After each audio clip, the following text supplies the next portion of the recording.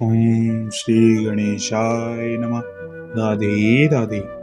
असुर ने आगे कहा, यदि शरीर में कोई रोग हो और उसकी परवाह न की जाए तो वह असाध्य बन जाता है। इसी प्रकार यदि इंद्रियों को छूट दे दी जाए तो उनको वश में कर पाना दुष्कर हो जाता है। अतः हमें इन देवताओं से सदैव सावधान रहना चाहिए, अन्यथा ये दवाएं नहीं दबेंगे।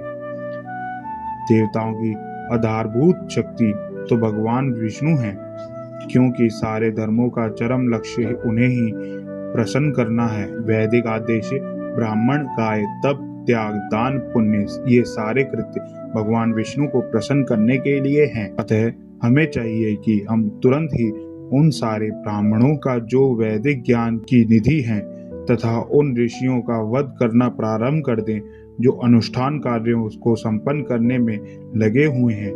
हमें सारी गायों का वध कर देना चाहिए जो माखन की स्रोत हैं, ताकि यज्ञ के लिए घी न मिल सके।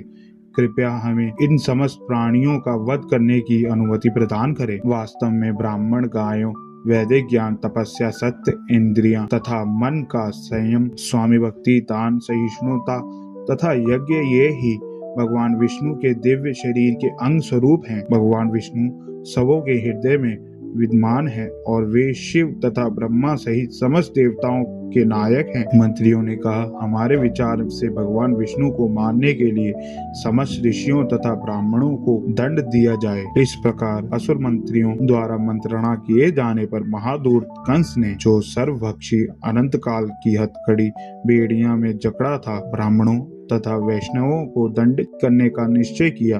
उसने असुरों को आदेश दिया कि वे सभी साधु पुरुषों को सताएं, और तब वह अपने घर चला गया। कंस के अनुयायी रजो तथा तमोगुण के प्रभाव में आ गए और उनका एकमात्र कार्य बन गया साधु पुरुषों से शत्रुता करना। ऐसे कार्यों से मात्र जीवन अवधि घटती है। असुरों ने इस क्रिया को मानोद्रवित करके अपनी मृत्यु को बुलावा दे दिया। साधु पुरुषों को दंडित करने का परिणाम केवल असामयिक मृत्यु ही नहीं होता, यह कार्य इतना घातक होता है कि दोषी व्यक्ति क्रमशः अपना सौंदर्य, अपना यश तथा धर्म खो देता है और उसके उच्च लोकों में जाने की प्रगति रुक जाती है। विविध प्रकार के मनोरथों के वशीभूत होकर ये असुर सभी प्रकार के शुभ कार्यों को क्षीण बना देते हैं। भक्तों तथा ब्राह्मणों के चरण कमलों के प्रति किया गया अपराध श्री भगवान के चरण कमलों के प्रति किए गए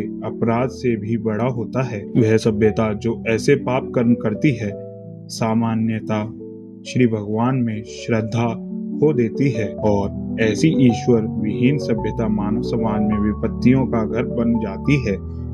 इस प्रकार लीला पुरुषोत्तम भगवान श्री कृष्ण के अंतर्गत कंस द्वारा उत्पीड़न का प्रारंभ नामक चौथे अध्याय के भक्ति वेदांत तात्पर्य पूर्ण हुई। प्रेम से बोलिए राधे राधे और देखिए क्या जादू होता है। आपका दिल खुशी से भर जाएगा। कमेंट में लिखिए राधे राधे। इस चैनल को सब्सक्राइब करें और वीडियो को लाइक करना ना भूलें। राधे राधे।